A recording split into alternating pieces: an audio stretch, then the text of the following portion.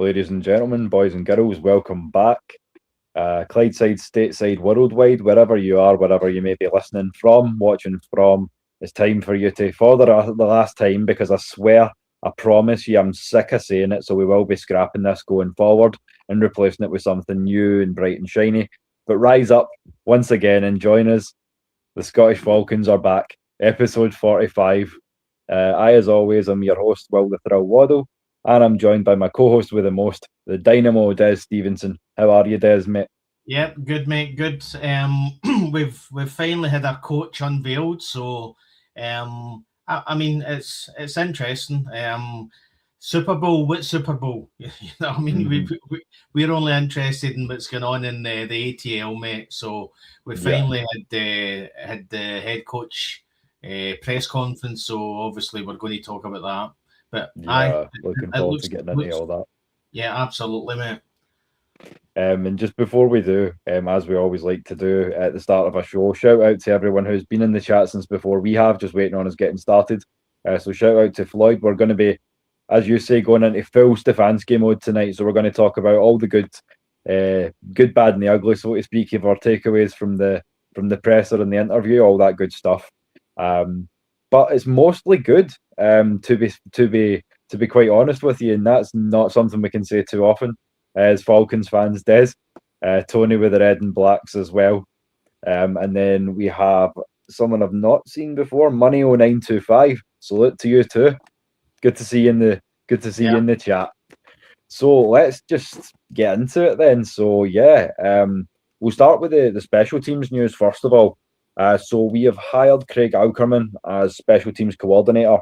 Are you familiar with the guy, Des? No, not really, mate, to be honest. I mean, what I would say is that when you've got a 53-man squad, trying to remember every player in the squad, never mind some of the coaches and the staff. Mm-hmm.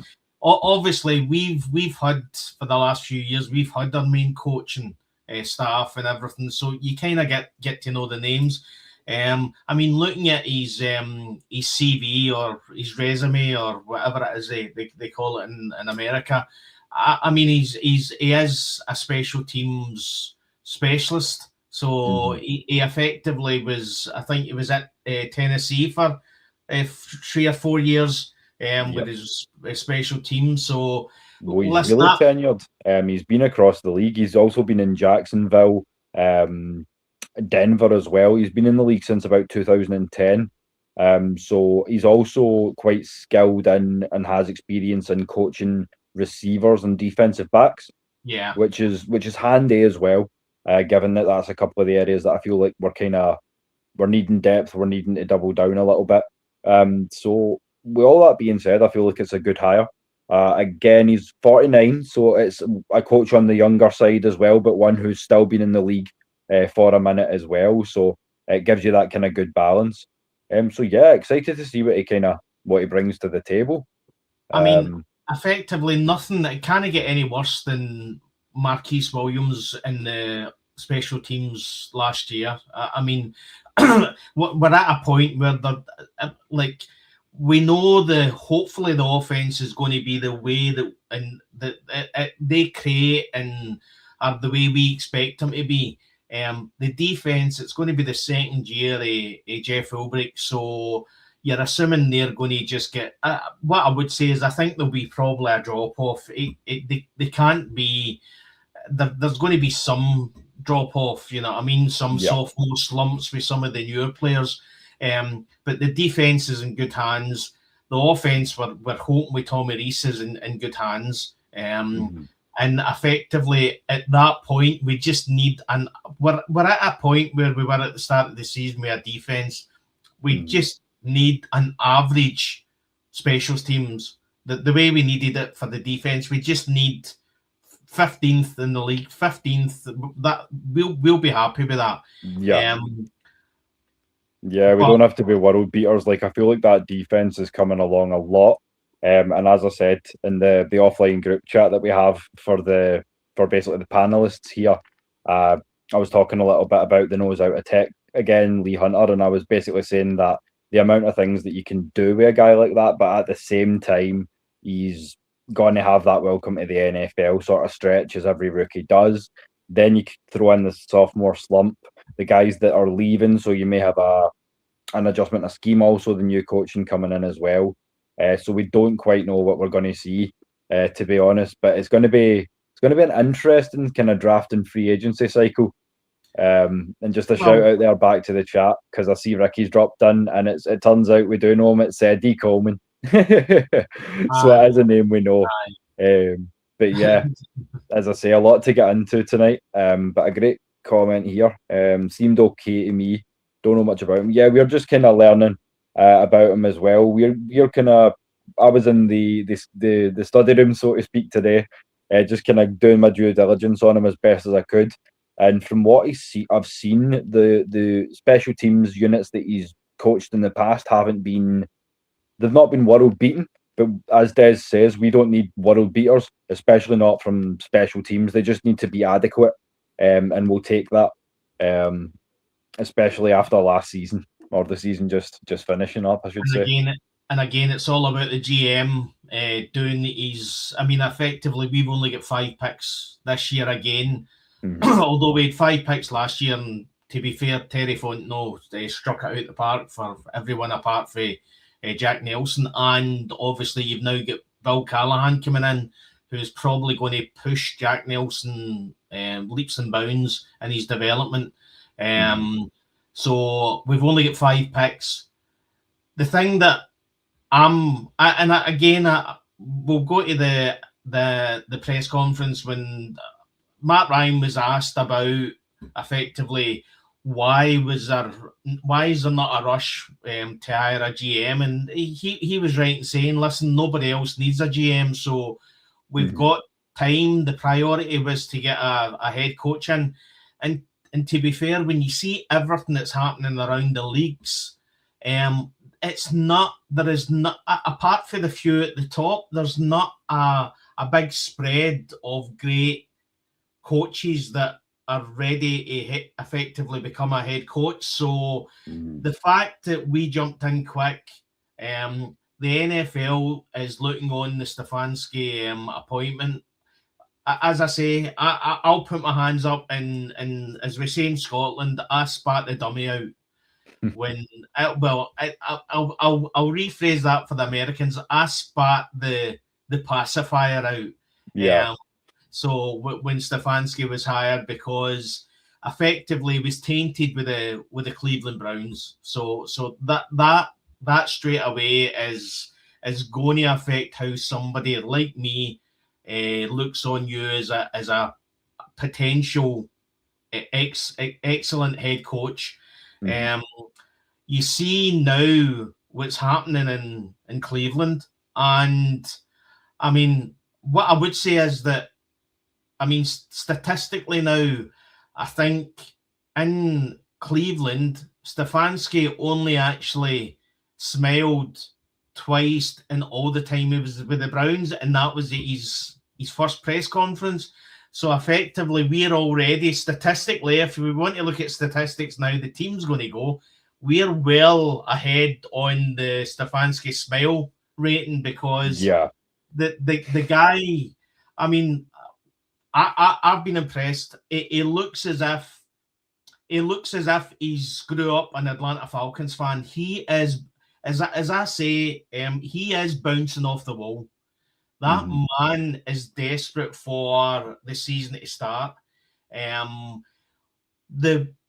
thing I love is that he gives a lot of definition. He explains a lot. He effectively tells you what he's going to do. One thing that he did say in one of his interviews was that we're not going to be doing the one thing, and effectively so that the other team knows exactly what they have to shut down. Now, it wasn't worded like that, but effectively it was like a swipe to me at Raheem Morris. Yeah, and we had our say on Raheem Morris, and Morris came out and saying that all the offense all went through Bijan Robinson, and then the few games after that, what happened? They shut the run game down. You know what I mean? he's effectively come out, and I'm just going to so I'll explain what Matt Ryan said, which I loved. He said when we set out on this process, we wanted a detailed, tough, physical football team. On offense, we want an offense that has ability to run the football. On defense, we're going to stop the run. In the pass game, we're going to affect the quarterback physically and mentally. On specials teams, incredibly detailed. Yeah. So, I mean, I'm at the point where I'm literally floating at this point when I'm hearing all this, because what I would say is that if we were just expecting this is Kevin Stefanski, new head coach. Hi, this is the press. Let's all introduce ourselves. Well, Matt Ryan blew that right out of the water, because he came in and he said, this is why. This is what we were looking for. This is why we chose Kevin Stefanski, and this is where we're going to go. And I mean, what did you think about the press conference? Well, I mean, I'm thinking we've done a lot better than Cleveland have been, as you say. And D supports our points here as well. I mean, he says that the candidates are doing word searches for the job, and I can believe that. You know that things are strange up north. And it's like, as I say, I was much in the same place as you were, Des. I was kind of worried about how long it was going to take to wash that brown stain from our new head coach. But yeah, I'm left fairly happy with it all. I feel like he said a lot of the things you want to hear. Ricky's asking why our special teams were so bad, and I just, outside of JD Bertrand's inability to hit, it was a lot. As I say, it wasn't even so much the fault of the players. As a lot of the problems were down to the coaching, and Marquise Williams was just not the guy. I feel like having somebody in here now who's been doing the job for as long as he has now, 16. This will be his 16th season, basically doing special teams. So I feel like a lot of good can come from that.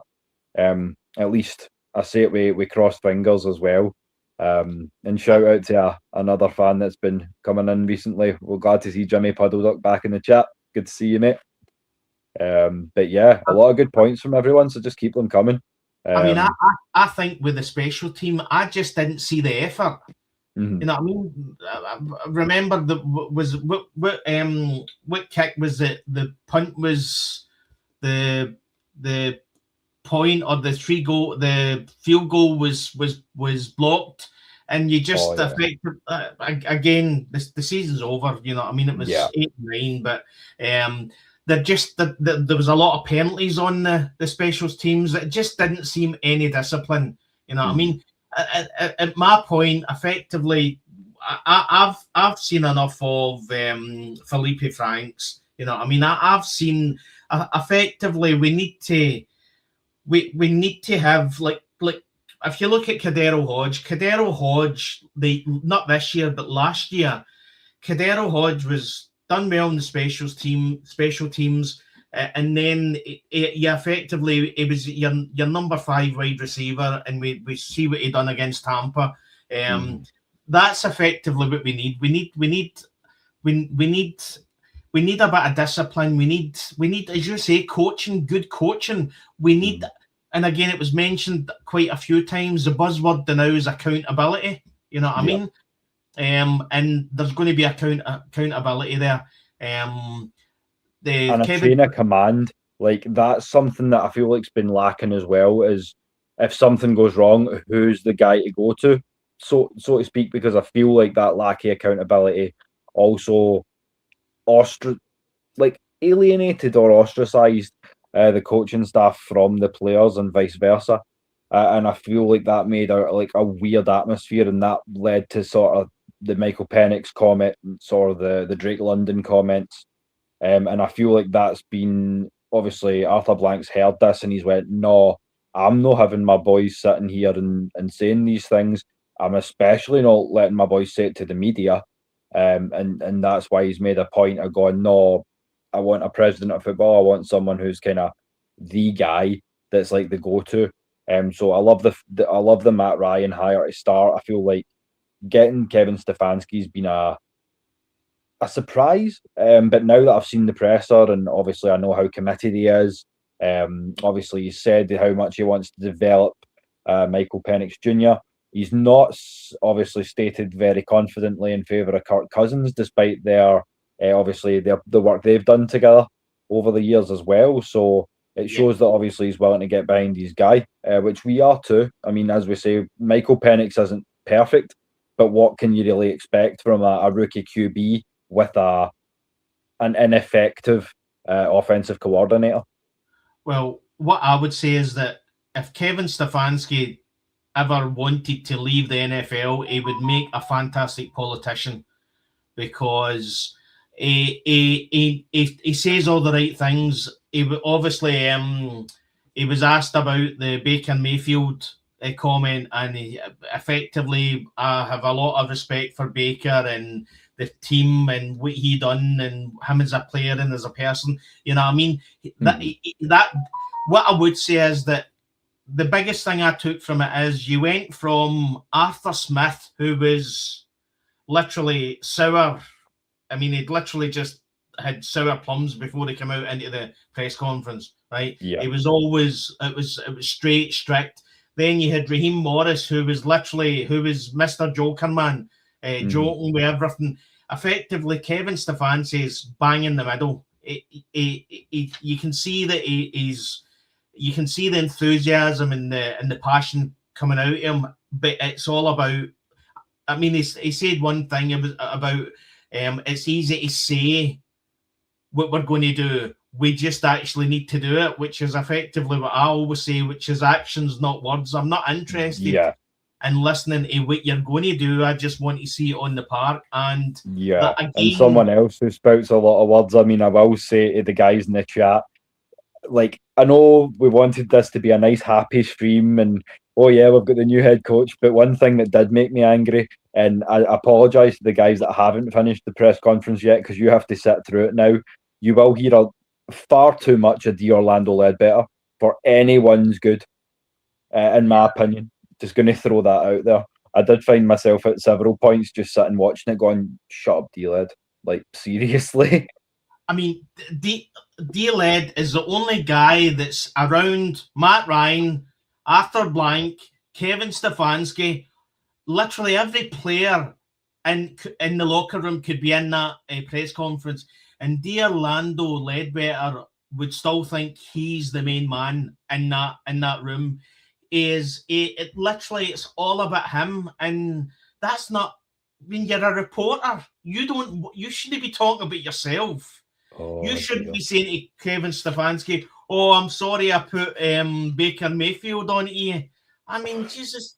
I mean, what you said instead of being ashamed of what he wrote, because it was garbage. Yeah. I mean, Baker Mayfield was a good, probably the best QB that Cleveland Browns had seen in a long while. You know what I mean? He took them at the playoffs twice. You know what I mean? He effectively was and he come out and call him a failure. If I was Baker, I would have had a go at that. I wouldn't have went on and said the other bit about effectively see twice a year coach. Effectively, Stefanski had nothing to do with Baker Mayfield not being in Cleveland. We said before, he stated as much. He wanted them to be the guy. He showed his success, and I've got no problem shouting out players that I enjoy for around the league. And to his credit, Baker is a talented quarterback. I feel like he's not as a lot of guys think he's a system guy, but I don't think he's a system guy to the extent of a Brock Purdy or even a Sam Darnold. I feel like he's essentially more dynamic than either of those two guys. So, yeah, I feel like if you can get the right guys around him, then he can really do something in Tampa. I think he's a system quarterback until the system breaks down. And then he has got a brain to think outside that whatever the play call was. He effectively does create space. He does give himself more time. I mean, listen, what I would say is I think was it Oklahoma was it Oklahoma, when there's a bit where effectively, I can't remember what team it was, they call him out before the game, and you just see him and he goes, "Oh, is that right?" And then he just absolutely puts the whip ass on him. I mean, that's the kind of guys that I respect. You know what I mean? It's not all about. I actually went back a couple of weeks ago and rewatched that shootout that they had with Texas Tech back when Texas Tech had Mahomes. That game was like truly one of the most fantastic games of college football I've ever watched. Just a pair of dogs, so I knew that both of them were going to be good coming out of college. Obviously, I did have concern, as you do when you see that one of these amazing talents lands in Cleveland. But no, fair play to Baker Mayfield. He's made a lot out of his career, but I feel like be careful what you wish for, throwing in things like "I'll see you twice a year," because what we're building here could be something special, especially if we get a good draft cycle, a good free agency. You know, Des? I mean, what I would say is it feels. Listen, we've went through the last 5 years. We've had Arthur Smith and Raheem Morris. Mm-hmm. It now feels as if you've actually got a head coach. And again, I'll put my hands up. I literally was not for the Stefanski hire, but as I said, he's impressed me. I mean, he's doing NFL Network. He's doing a local Atlanta journalist, and to be honest, he's not put a foot wrong. He's not said anything that he shouldn't have said. He's, as I say, he works himself correctly around the media, but you can see inside him. You can see the passion. You can see the mentality of the man. And again, like some of the stuff he says he was insane about developing players. He talked in one of the interviews. He said, we're all about doing performance plans for the players, and we'll go to the players and we'll say to the players, here's where we think you can improve. Here's maybe the three parts where we think you can improve. But not only do we tell you where we think you can improve, we actually tell you how we're going to improve that in you. And as he's talking, and I'm just thinking to myself, where was this with Raheem Morris? Where was this with Arthur Smith? I didn't see this kind of chat. I didn't see this with any of them. At no point did I ever see. I mean, we had the argument as well when we had the chat, and I was kept on saying about at no point when Michael Penix went into the start for the Atlanta Falcons, at no point did Raheem Morris at any point come out and say, listen, he's a rookie quarterback. We need to be patient with him. We need to. He came out and just said, he's the guy. He's our man. We believe in him. It was like, talk about putting pressure on a young quarterback. Yeah. You know what I mean? Whereas you could see Stefanski coming out and saying, listen, we need to be patient. He's a young quarterback. He's going to make mistakes. But if you look at all the other quarterbacks around the league, you look at Drake May, he was tragic in his first year. Caleb Williams, I mean, they were talking at the start of last season in Chicago, whether Chicago were going to trade Caleb Williams and actually take somebody in the draft. You know what I mean? So effectively, there seems to be in the NFL a short-term memory when it comes to once these players start doing well, it's about, oh, we always knew they were going to do well. Well, the history tells you that, no, Caleb Williams, there was doubts whether he was going to get traded or not. You know what I mean? Yeah. Not I guess it's particularly bad when you talk about it when it pertains to the quarterback position. I mean, look at the way Sam Darnold's been disrespected. You want to talk about Drake May? Let's talk about the guy standing opposite him in the Super Bowl. I mean, 5 different teams, and he finally gets to the promised land. It's pretty crazy. I mean, it's going to be interesting to see how it all plays out. But shout out to Georgia Texas boy as well, and this was something I wanted to point out as well. And that's when Matt came in. Hopefully, at one point we'll get you on to have a chat with us in person, because this is obviously one of the guys that's been here since day dot supporting. So Yeah, when it comes to Matt, I feel like really breaking down the vision was refreshing. I said to Des in the back before we got started, it was like a breath of fresh air because we were so used to like Raheem dillying around the point and just saying what you wanted to hear, not what you actually needed to hear, or what you turned up at the press conference to hear, and it was getting frustrating, especially a certain statement or epithet which we will not say again, because you know what it is, Des. He said it enough for all of us. But yeah, as I say, it's great to kind of see that the new era's here.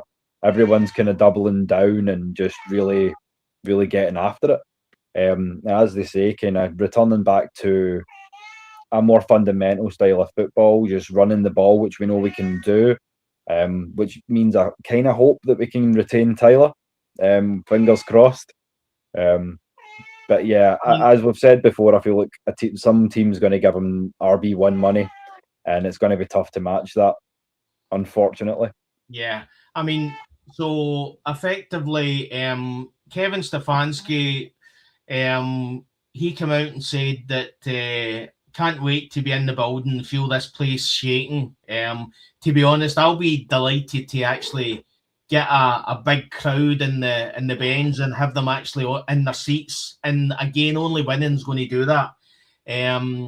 So he obviously talks about. I'm just trying to see.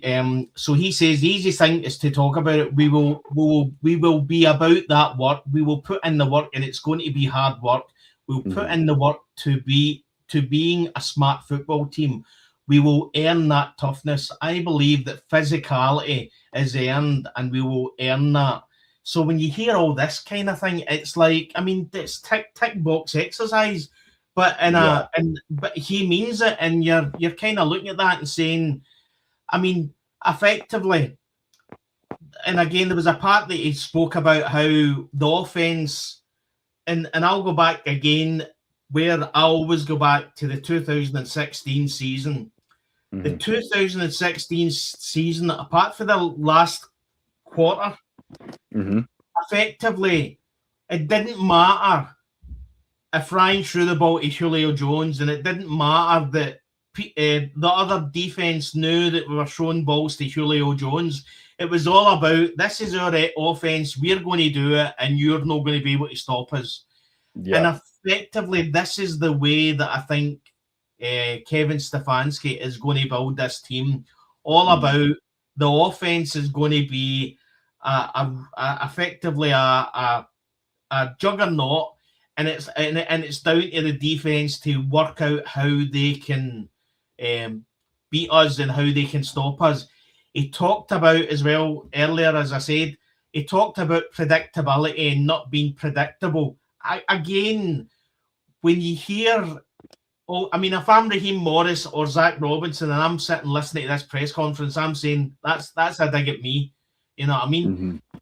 He talks about how it's all about. He spoke about Gary Kubiak, and again talks about how in 2018 he effectively took on play calling when he was at Minnesota, and how he was effectively bringing in a Kubiak style offense scheme while Gary Kubiak was sitting right next to him and learning from him, and he was the guy that was literally passing it on to him. He then took over in 2019. They had a great season. They went to the Browns. He then said that that's the same with Tommy Rees. He believes in Tommy Rees. He's a young coach. And again, what I would say is that effectively Nick Saban does never pick bad coaches. You know what I mean?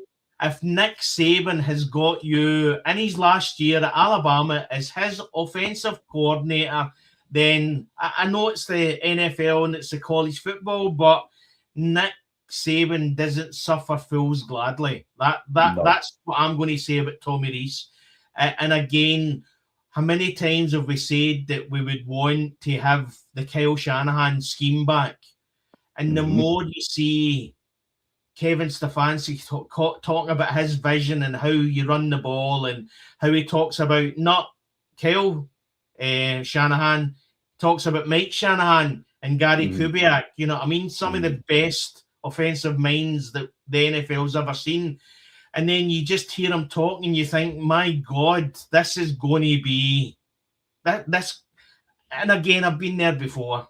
I always get my hope up. We're going to win the Super Bowl. We're going to be the best team in the NFL. Blah blah blah. 2016 all over again. But I do think, and again, I'll put my hands up again and say I got it wrong. I think we've got ourselves a head coach. Well, I think I'd agree, and I mean, ain't nothing wrong with a little bit of West Coast power run every now and then. So if that's the scheme you want to bring in, we know we've got the personnel to pull that off. We know we can do 12 and 21 sets all day, especially if we retain Kyle Pitts, especially if we retain Tyler Algier as well. And nah, Ricky, you're not tripping it as legit my cat, because as I've complained to Des many times, you never work with children or animals, and I don't get peace in this house to do a show. So nah, you're not tripping it as genuinely me. I'm a bit busy talking right now, but she's trying to annoy me for.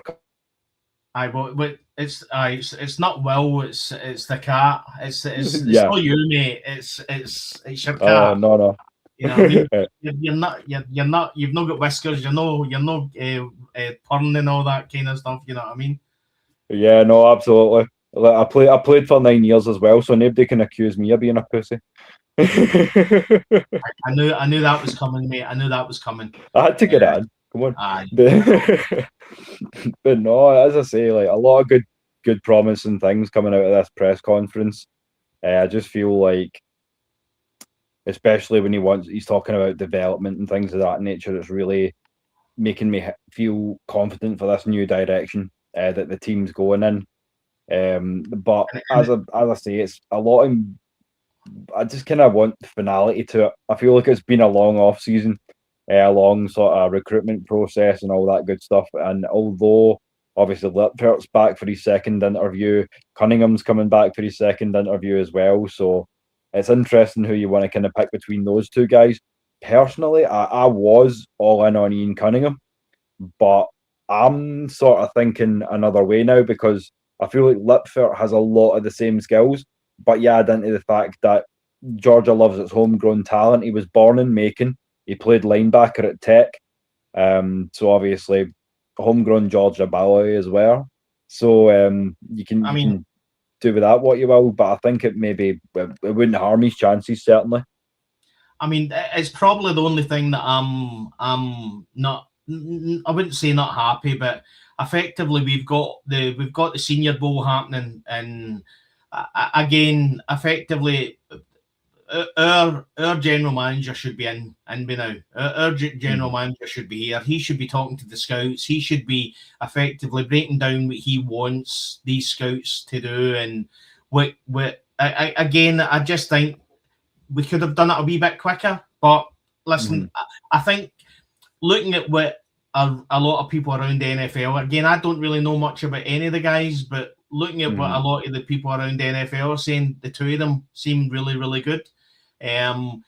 What I'm hearing as well in a couple of podcasts I had is that Josh Williams was effectively a McKay kind of. He popped to him in because obviously he's friends with the general manager at San Francisco, Lynch. What's his first name? I can't remember his first name, but I would be happy with the two of them. And again, I'll put as I said, when Stefanski was appointed, I did spit the dummy out a bit, but the one thing I would say is that I've got trust in Matt. I know Matt effectively, I guarantee, is looking at how it was in 2016, and he just wants a carbon copy of that. That's why he's went with Stefanski, because effectively Stefanski came for that Shanahan Kubiak tree. And I trust whatever Matt does. I do know that the accountability is going to be there. Matt, and again, I've watched some old videos of players talking about Matt Ryan and how he was in the locker room and how he called out anybody, any BS. He called it out. He stopped any garbage in the locker room. He put it to a stop straight away, and that's what you're going to get. What I would say is that I've been in sales all my life, and I always worked harder when I knew there was accountability there. When I knew that if I didn't do this, or if I didn't hit that target, or if I didn't do this, I was getting marsh-booted up there, then I always worked hard, because it's the one thing I would say in life, it's good to have a wee bit of fear. It's always good to have a wee bit of fear. What I would say as well is, I think it was, can't remember what reporter spoke about it, but it was one of the interviews last year or the year before with Terry Fontenot, and he talked about how the word comfortable was used about 15 times in the press conference. Well, when you get comfortable, then that's a big issue. You need to be in a position where you've got a bit of fear, and I don't mean not bad fear, but you've got a bit of knowledge that if you don't do it, you've got accountability coming down your tracks. Yeah, and as he says as well, it comes top down, so it's not just from Matt Ryan; it needs to be from the coaching staff as well. And he's calling out that instance from Notre Dame where he's basically cussed out the QB, and I feel like we need a little bit of that. We said that during Raheem's tenure. You're not here to be their friend. You're here to be their coach. You're here to make them a better player. And as we kind of try to be this way as content creators, and the way we present the show to you, sometimes we're not going to tell you what you want to hear. We're going to tell you what you need to hear. And that should be the same for the players as well. They need to be called out if something's not right, so that they can then fix it if they want to be part of the future of this team. Because I feel like, as Des says, I trust Matt Ryan too. And I feel like he's done a lot of obviously wise moves. When you really cut it down and kind of put it all together, it's stacking up pretty nicely. So yeah, I'm excited to see what 2026 brings. Obviously, we're going to be going into draft and all that good stuff probably more on Saturday, the cap situation and things like that. But yeah, just looking at this draft class, it is going to be as you say, it's not the deepest QB wise, but there's a lot of studs, especially down the board in a lot of different areas. So I feel like it's going to be an interesting one. So I'm definitely looking forward to doing some draft content with you, Des.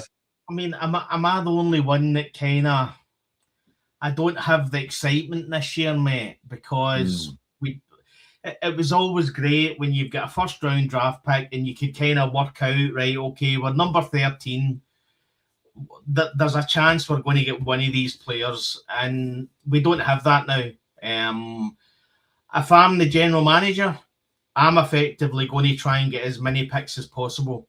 Because what I would say is that I think after the first probably half a dozen picks, I seen that tattoo. Yeah, you got some ink planned for you. Hi. I'll tell you a wee story. I was 18 and I used to give out my driving license to my friends who were younger than me to get tattoos. I got to 18 and I says to my mother I was going to get a tattoo, and she asked me to promise her if I got to 21 not to get a tattoo. If I got to 21 and I still didn't want a tattoo, then I still wanted a tattoo, I could get a tattoo. I got to 21, didn't want a tattoo. I've never had a tattoo. I'm just a boring guy. I don't drink. I don't do drugs. I get all my excitement. I just feel we make up for it with being colourful in our language, so we don't have to be highly decorated, I guess. I always, when I go out on a night out, I always say to people, listen, remember, I'm teetotal. I'm not drinking, so you can have mine. so they get absolutely legless. So, but well, there you go. The first Scottish Falcons night out's going to be fun. He's going to have to load me into the taxi home right enough, but it's going to be fun. What I remember. I actually remember going off the topic. I actually remember getting into I was at a conference with one of my old employers. A big conference. There was like 1,000 people there, and I actually won in one of the prizes a year's supply of 30 tea bags. Nice. And everybody in the team were saying it couldn't have went to a better person. You know what I mean? Everybody was looking for the champagne and the whiskey and all that, all the prizes. I get the tea bags. We then go to a local pub, and we walk in, and all these leaflets on the tables where we sat down was "I'll be Des," which meant I'll be the designated driver. So they all thought this was hysterical. My name's Des, and effectively I'll be Des, and I'm just sitting there going, I'm just looking at them getting drunker and drunker, thinking, nah, I can't be arsed with this. I'm going to my room. You know what I mean? So do you know what? I could have done the teetotal thing, but I was a musician, so that was never really. Those two really don't add up too well.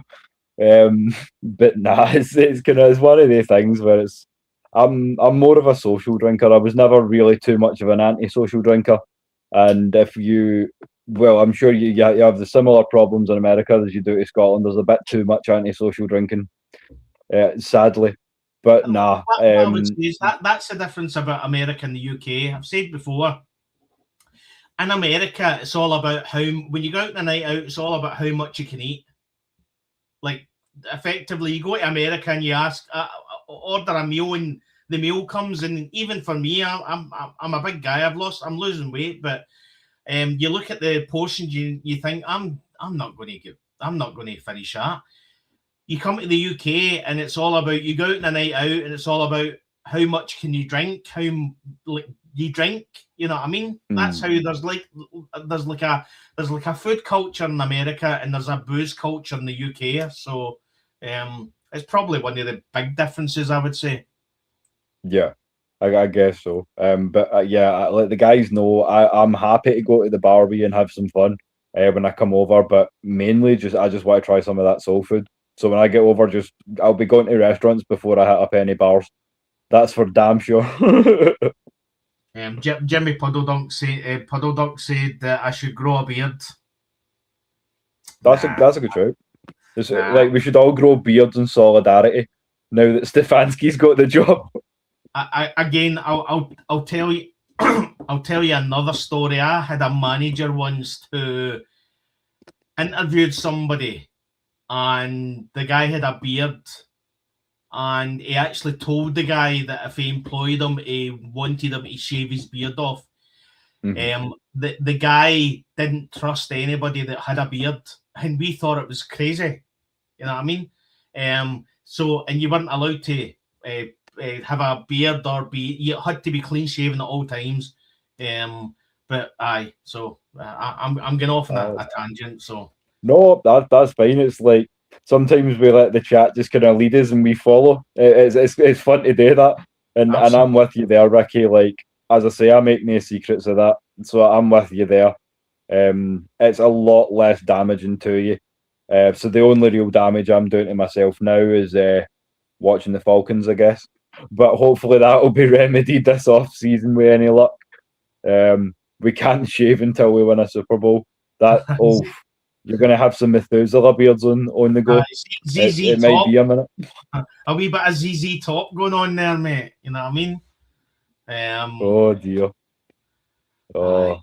That's another thing I was thinking about as well, because, and again, statistically, I like statistics. So Kevin Stefanski's our 20th head coach in 60 years. So effectively, we go through a head coach every 3 years. 3 years. That's a crazy one.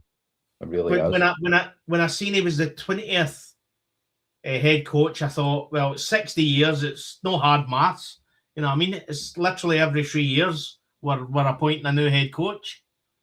So let's hope Kevin Stefanski changes all that. I really hope so. I mean, it would be good to really double down and spend some time really building just something solid that we've got a good base that we can continue to build from and hopefully take it into years going forward. And as I say, a lot of the squad, a lot of these star players are right in that, 23, 24, 25 sort of age group. So we're right in the mix to cash in on their primes and obviously, hopefully make a run at that Lombardi that we all crave so much. But and again, when you look at how Kevin Stefanski, and again he spoke about Kyle Pitts, how Kevin Stefanski uses tight ends. He uses them really well. So again, that's a sign that effectively Kyle Pitts might be here. What I would say is that if you look at when he was talking and everything, as you said, when he was, I've got the transcript here. He spoke about Michael Penix. He says, Michael is somebody I'm very excited about, and his rehab is what's most important right now. When it comes to Kirk, obviously, I have a previous relationship with Kirk, but I don't know if it's the time yet to talk about all positions.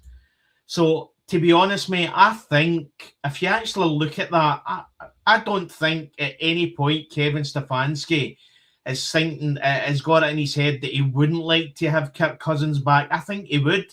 But I think Kirk Cousins has let it be known that he's not staying, mate. And effectively, that was a guy that was moving on from the conversation. Because if you look at it, Kyle Pitts is effectively a free agent. But he spoke about Kyle Pitts and he discussed what he liked about Kyle Pitts. When he spoke about Kirk Cousins, it was literally move on to the next thing. Bearing in mind, he's got a relationship, a long-term relationship with him. So I think it's came to a point where when Kirk Cousins signed his amended contract, he said to the Atlanta Falcons, I'm going, I'm not staying, so don't plan on me being here. Because he literally just moved on. Again, the other thing we need to talk about as well is obviously Michael Penix has come out with an interview with Zach Klein and said that he believes that he's going to be healthy and ready for week 1. Yeah. I'm a bit paranoid, not paranoid, but not even out and out apprehensive about that, but I'm filled with deep concern. Just a shout out to Scott Steele Orphan there down in the chat as well. Kevin does have the tools to work with a solid front office, as I say. With all the coaching changes that we've made, if we can get the right staff in place, I feel like he's got every hope of succeeding. He's given me no reason yet to question that. And as I say, even the Tommy Rees hire, I feel like the guy's got some tools that we've not really seen yet. And it'll be good, as I say, he's again one of the younger guys that's coming in, so it'll be good to really let him kind of cut his teeth, so to speak, and see what he's really got as well. So yeah, he's only, he's 33-year-old. You know what I mean? So yeah, so, like a baby in coaching terms. 1992 he was born. I was already working in 1992. You know what I mean? So that shows you how young he is. Shows you how old I know. It's how I think I know I'm getting old. The NFL coaches are starting to get younger than me. No, the players, the coaches. It's time for me to retire, man. I can feel the grey hairs coming. It's been a good season. Peace out, y'all. Much love. Have you seen the new videos, the new memes going about the new videos? It's all about, they're asking people, when were you born? And they're going 2002. When were you born? 2004. And it goes to another boy and it goes, when were you born? And it goes 19. And all these dinosaurs come up. And I'm like, 9? What are you talking about? We had the greatest generation. We had the generation before the internet. You know what I mean? Yeah. So, we were that really cool we were the cusp kids. We were the last ones to remember a world of no internet, and then we watched it rise, and now it's just terrifying. Aye. It is. But I think, as I say, I believe in Matt Ryan, and everything that I've heard about and what I've seen about Stefanski and how he's his mannerisms, how he appoints himself in media, and everything he talks about how he wants the game to be. It's like exciting stuff. Yeah. So If he believes in Tommy Rees, he obviously sees something in Tommy Rees. So effectively, we're at a point where it's not the same as what happened with Zach and Raheem, because Raheem was mostly a defensive coach. So effectively, there wasn't anybody there to help Zach Robinson along. Whereas with Tommy Rees, he's effectively in the same position as Stefanski was with Kubiak.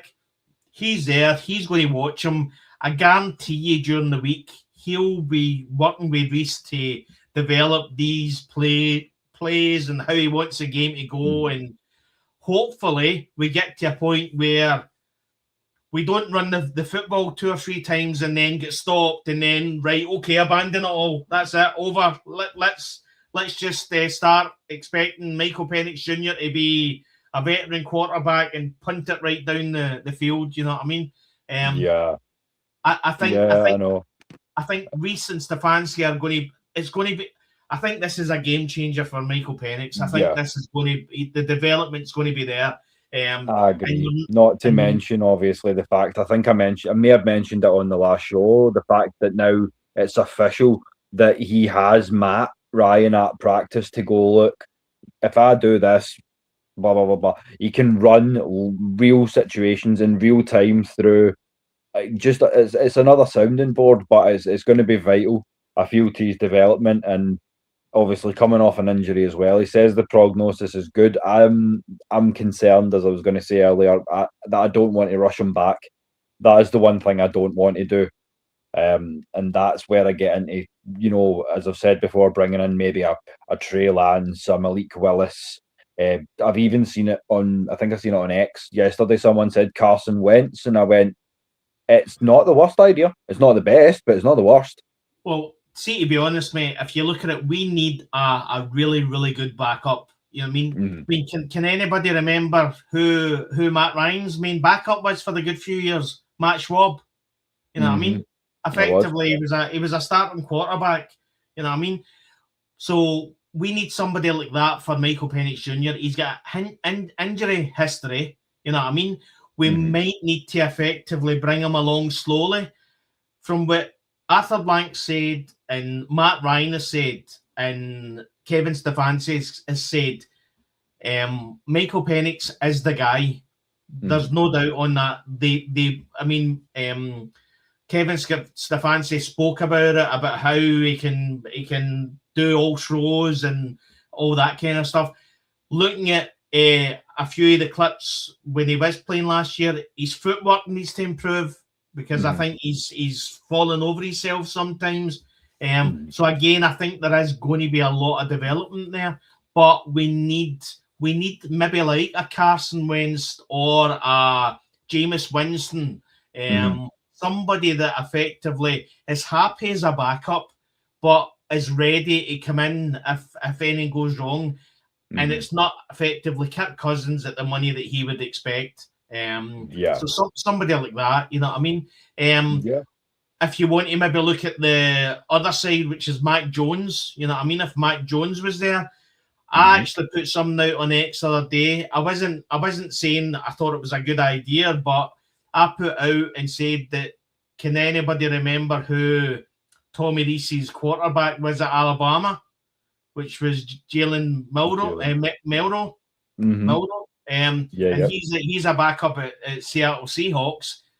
Again, he's not getting a game with Sam Darnold. You know what I mean? So again, it's an interesting conversation, because I mean, he knows how Tommy Rees runs an offense, and I mean, that's something we can maybe do. And if you guys in the chat are into it, you know what to do. Drop your red and blacks for us. But if you want Des and I to really break down what a Tommy Rees offense would look like, we're more than happy to do that for you. A lot of good examples up there from Avian. Cam Newton spoke about it as well. But if you want Des and I to go into it, we're more than happy to do that, because I've seen some things myself that, as I say, it's not perfect. He's not the best at scheming against certain packages from the defense when there's a second high safety, but he drops and things of this nature. but he's a hell of a lot faster at adjusting than Zach Robinson was. And as I say, and as Jimmy says, he's went to the Bucks now, so we're glad to see the back of him. But no, there's a definite shift. Having watched Z-Rob's offense all season and now getting a little look, and it's against our defense. I've seen that offense play. I don't know if it was a conjoined scrimmage or something of that nature, but yeah, it's good to see what our defense actually does in real time against it. So let us know if you want us to have a look at that for you guys, and we'll get that done. And there's an option here from Ricky as well, Will Levis from Tennessee. I don't feel like he's been given a proper shake, to be honest. I feel like Tennessee's like a New York Jets. It's tough to excel, but I wouldn't say no. I mean, I think Sam Darnold has done for people like Trey Lance and Zach Wilson and Will Levis. He's done for them. I mean, effectively, these guys will buy another couple of houses based on Sam Darnold, because effectively people who would, I mean, like Trey Lance has been wrote off, Zach Wilson's been wrote off, Will Levis has been wrote off, you know what I mean? Yep. Malik Willis has been wrote off. Effectively, everybody, I mean, I'm telling you that now, 2 years ago, I remember watching Sam Darnold and saying to myself, that guy, the best thing for that guy to do is just retire. He's made a bit of money, just retire. There's not a chance that he's going to make it in this league. And then he lands in the right place with the right OC and the right head coach, and bang, there you go. That's how I'm excited for Michael Penix Jr., because I do think that Stefanski is the right head coach for him, and I think he will develop him with the Tommy Rees OC as well, as Tommy Rees's OC. But effectively, everybody in their granny had wrote off Sam Darnold, and now he's going to the Super Bowl. And to be honest, I put the Seattle Seahawks as the reason I was so into getting Clint Kubiak is that when you watch and you see how it's just changed overnight for Seattle Seahawks, that's what it felt like in 2016 with Atlanta. And effectively the scheme's the same.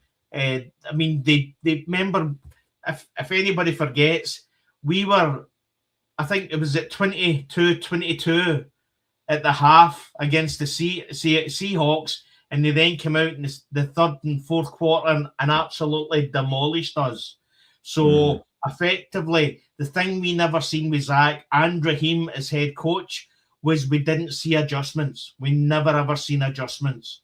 Now, again, I'm putting my hand up and saying the way Kevin Stefanski talks and the brain that I can see that he's got for football, that's not going to happen with Kevin Stefanski. You know what I mean? Yeah. As you say, the football IQ is through the roof. Just because he's done it so long. As I say, it's tough to be a 2-time coach of the year in Cleveland. And I'm going to throw up some of these for Mad Mike down in the chat, always showing love as always. Absolutely. As I say, there's a lot of good stuff coming up. And it's, while I'm going to take a wee aside and digress just a little bit, I'm going to talk to you guys a little bit about what's coming up in the future from this little, I won't call it, excuse me, I won't call it a rebrand so much as an expansion. But now if you go onto YouTube at DSF Sports, you'll get the new hub where Des and I will be doing our non-AFN content. So that's all the stuff to do with the broader NFL, college ball. Des will be doing some baseball. I'll be doing some basketball. We'll be talking about some wrestling, maybe some MMA, some boxing. We'll also be looking forward to doing Scotland for the first time we can actually say that. So maybe it was a wee premonition getting this show on the road when we did. But now that we've got our first full season of Falcons ball out of the way, it's time to kind of throw our hat into the ring a wee bit and really put it out there into the world of sports. So if you want to subscribe to the new channel, just give us a shout out, as I say, at the SF Sports. But yeah, before we kind of wind things down for the night, I was going to do a little bit of talk about just draft class standouts or kind of acquisitions and specifically, but we've kind of went into that as far as the quarterback position, kind of as far as QB anyway. So what I'll kind of say is, obviously from what I've seen, and I've seen some of the guys down in the chat as well, I think a lot of the dudes want to talk about receiver. So that's a position I know very well. And if you want a physical freak, I know you guys were talking about Brazil, but you want to take a look at Nick Harbour out of SC, South Carolina as well, because that dude is an absolute freak. Both of those guys are kind of, as I say, your Calvin Johnson build, like 4.3 speed, but being like 6'5", 230. So if you want, as I say, to pair that with what we're doing with Drake and Pitts, that's something interesting we could look at. But I feel like, well, I've said it 1,000 times, Des. You know my guy for round 2. It's going to be Lee Hunter. Knows how to tech. If I'm the GM, that's my round 2 pick. If he slides, I'd be running to that, running to make that announcement. The one thing you know is that everything changes. Like I'm trying to remember the guy that everybody had us, the boy out of Marshall last year, the edge. He went, I think, 24th or 23rd or something. I can't remember his name, but nobody really spoke about him until the Senior Bowl. And then he literally started showing guys around at the Senior Bowl, and he then moved up the draft class. You won't really know where everything stands until effectively the combine and all that as well. You get the 40 times. I think if you're Stefanski and you need a nose tackle. Absolutely, you need a nose tackle. But we need some sort. We effectively need a Darnell Mooney, but an uninjured Darnell Mooney. We need somebody who has got like a 4.4, 4.5, 40 time that can literally batter it down the field. I mean, we know Penix has got a good arm, so that's probably one of the things. But again, it just comes down to effectively, if you're Stefanski, you're going to look at Kyle Pitts. If we tag him, you're going to look at Kyle Pitts as your number 2 wide receiver, and use him like that. So I wouldn't be surprised if we go down the tight end route as well in the draft. The cornerback, we need cornerback. You know what I mean? So effectively, there's again, if Bill Callahan's coming into the O-line, I said in the last show that Bill Callahan isn't just coming in to just develop the veterans that we've already got. He's coming in to bring on new guys and develop new guys. So obviously we've got Jack Nelson there, so that's beneficial. Ryan Newsell's good, but again, there's always improvement. Jake Matthews effectively has got the longest active streak in the NFL player. That's going to, at some point, that's going to change. You know what I mean? He's 32. He's going to start hitting. You then look at Caleb McGarry. He's been injured. So where does he stand? I know I've seen a few videos and he's been in the Falcons at Flowery Branch and everything working out. So, but how far along is he? You know what I mean? We haven't heard anything about him. So will he be ready for the start of the season? Again, we don't know. So there's a lot of things to talk about. But the one thing I would say is probably for the first time in a long time, we're not talking about edge. you know what I mean? We're not worried about effectively edge players and how good they are or how bad they are or anything like that. We've got our edge. And I think we've got probably really good defense, just need cornerback. I think probably further down the draft, maybe a safety as well.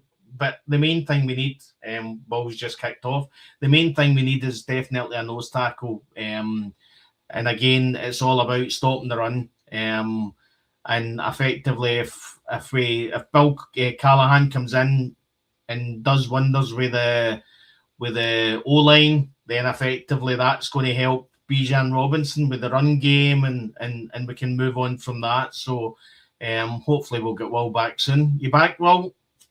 I am indeed. Sorry about that, guys. Fine. Just go ahead and remove the other me from the stage. Oh, there we go. So I'm just having a wee look there, back at what some of the guys were saying. Talking GM now, are we? No, yeah, I seen Manuel putting, let's get ready to meet a new GM. Hopefully Ian Cunningham. I thought it was Ian Cunningham. So a lot of things normally happen when we're on the show, mate. Yeah, that's what we were hoping for. So I think in a way, it's good that we're kind of just doing a wee short one tonight, because it means we can get off and keep our eyes back on the news desk. But yeah, shout out to Emmanuel as always. We're set to name him tomorrow, so effectively, as I say, I'm happy with whoever we get. I think Matt Ryan knows what he wants from this team. I think Stefanski knows what he wants from this team. We just need a GM to buy into that, and I think it's going to be exciting times, mate. I think the season, when it happens, is going to be good. As I said before, if I'm a GM, I'm literally, if I have to trade down in the second round to get more picks, as I said, after the first half a dozen or after the first dozen picks, effectively it's a same old as you go into as you go down the order. You know what I mean? So try and get more picks and try and get another Billy Bowman Jr. in the third round. You know what I mean? So. Yeah, I feel like and that's the thing with this draft class as well. I feel like there's maybe no out and out superstars in particular, but it's a great draft to build depth through. And I feel like that's where the Falcons need to kind of be looking, because we've got a lot of positions where we need to obviously build depth with those guys that are aging, or where we just need more players at that position. Receiver was, I'm not going to mince words, receiver was a bit of a joke this year. Cornerback was okay, but as you say, you do need that true guy opposite AJ as well. And linebacker's not off the table as well, especially if you get rid of Bertrand, you get rid of Troy Anderson. You do need a backup for Divine Diablo as well. So yeah, I mean, there's a lot of different ways you can go, but I feel like receiver's going to be premium. So that I'd be surprised if we didn't go receiver first. As much as I like to throw my oar in, so to speak, I think it's going to be receiver in round 2.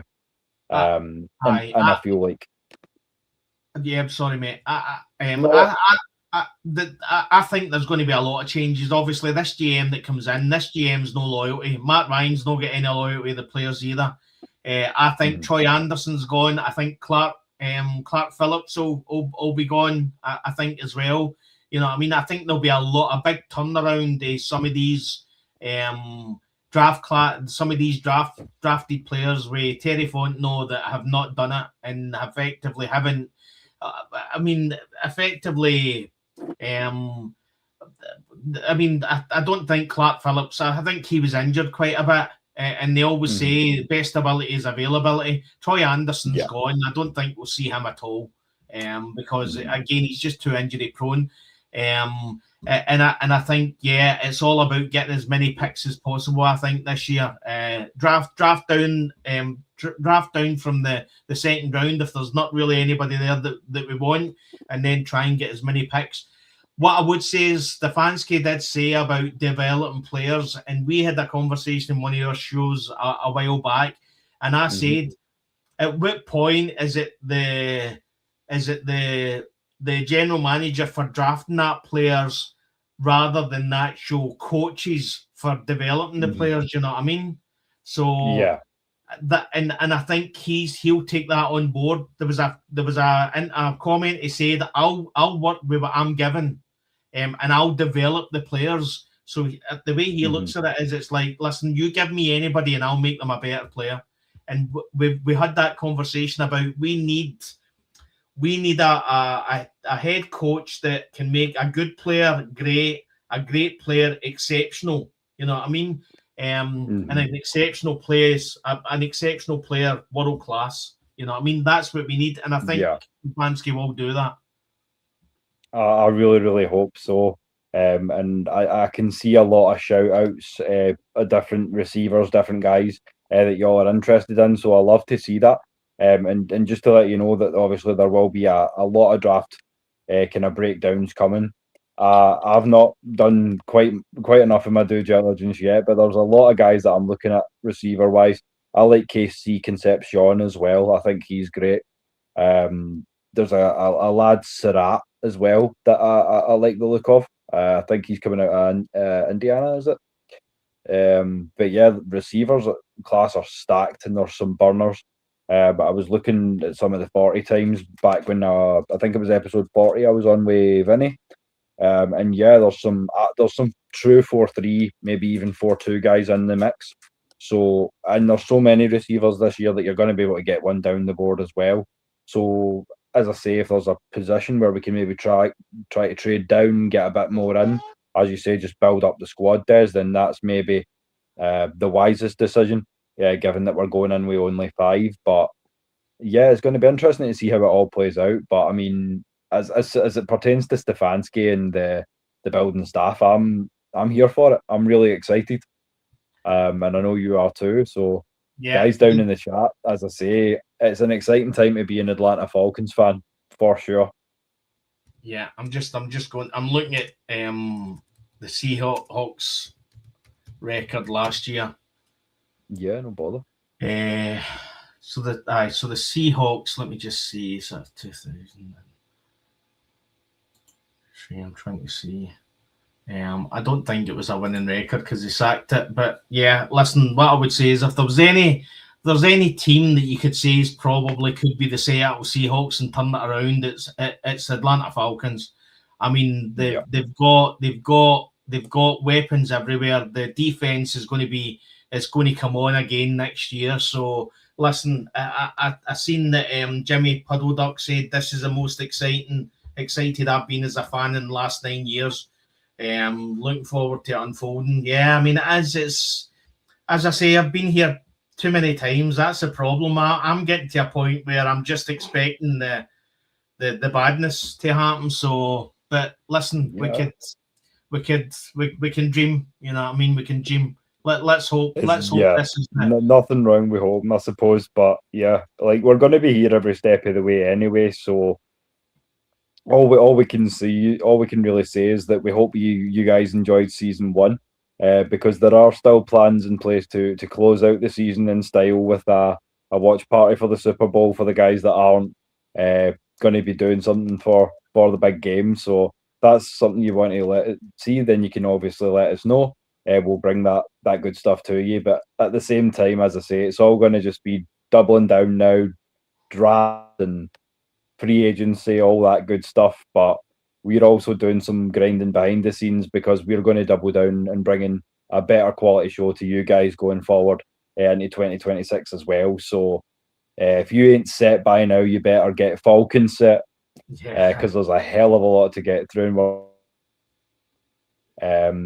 But as I say, Des, is there anything you want to add before we shut things down? No, I just think we've got our head coach, mate. So I'm optimistic. I would say I think everything that I've seen from the Stefanski press conference and all the interviews and everything, that I think we finally found a head coach after probably 5 years, mate. So let's see how it all pans out. I'll start looking at some of the draft players and seeing who I think we can maybe look for in the second round, and maybe on Saturday we can get into that a wee bit, mate. Yeah, would love to. And if you guys are interested, then I may or may not do the Royal Rumble as well, because I can see some wrestling chat starting down there as well. I don't know who I've got for the Royal Rumble just yet. I would need to have another wee look around the plane, so to speak, see what the playing field's like. But yeah, I'm MVP, I mean that's probably that's when I started. I was still watching wrestling when MVP and all that was still Like there. there's a couple of guys still kicking from that era. We've still got Randy Orton and Rey Mysterio. They're still gone, but apart from that, though, a lot of those guys have kind of chucked it now. But no, I don't know why. Sometimes I do it to myself. Because I've lost a lot of the love I used to have is gone, but I still watch it. Just kind of, I hope they'll prove me wrong at some point. Almost, you know, you get old and cynical with stuff, but I digress. But no, as I say, appreciate all the love you guys are showing on the show as always. If you do want to join us and earn your kilt, then you know what to do. You can contact myself or Des through the socials. So where can they get at you, Des, if they want to continue the conversation? Yeah, just I'm on X at Scottish Falcons. So again, I think I'm still I'm quite close to 1,000 followers. So if anybody's not fell out with me yet since kind of went off in one way, Stefanski, then you can follow me and obviously hopefully watch the movement as it gets closer to the special occasion, hopefully, you know what I mean. So, but nobody can say we're glory hunters. That's for sure. You know what I mean? No, certainly not. And as you know by now, we're neither glory hunters nor are we lazy. We promised y'all a high quality show, and to that we hold. So we always try to bring you the up to the moment kind of breaking news in the A and the good, the bad, and the ugly, as we like to say so much. But for all the pain and all the misery you put us through, we do still love our ATL. And before we wish you good night, Dirty Birds, we would remind you, as always, I should say, that pain is international, but so is passion. And believe you me, we're just getting started. Des, thank you for joining me, mate. Much love to the chat, and we'll see you next week. See you soon, guys.